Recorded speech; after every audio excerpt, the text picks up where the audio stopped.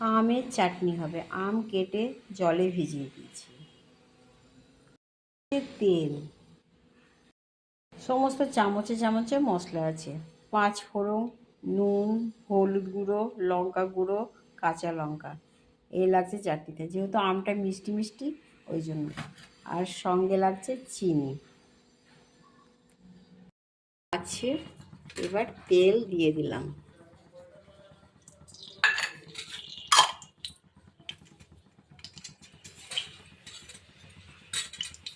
দিয়ে দিলাম 5 ফোড়ন,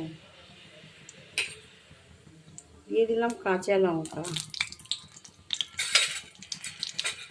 দিয়ে দিলাম হলুদ গুঁড়ো, সব একে একে মশলাগুলো দিয়ে দেবো।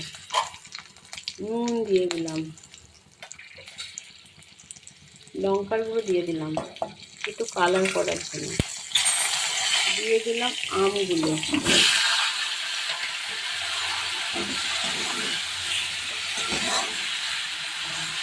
সঙ্গে দিয়ে দেবো চিনিটা, কারণ এটা একটু গামা খামা হবে না, আমটা সেদ্ধ হবে না পেটটা।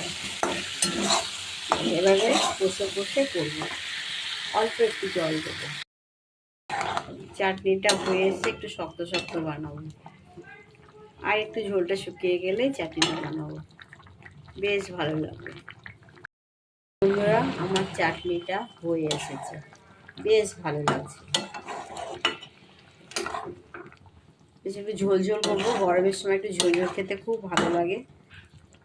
আর তো বন্ধুরা, এরকম করে আপনারাও খাবেন, মুখটা ছেড়ে যাবে, ভালো লাগবে, একটু ঝোল ঝোল খেতে খুব ভালো লাগবে। এখন গরমের সময় টক যত খাবেন তত ভালো।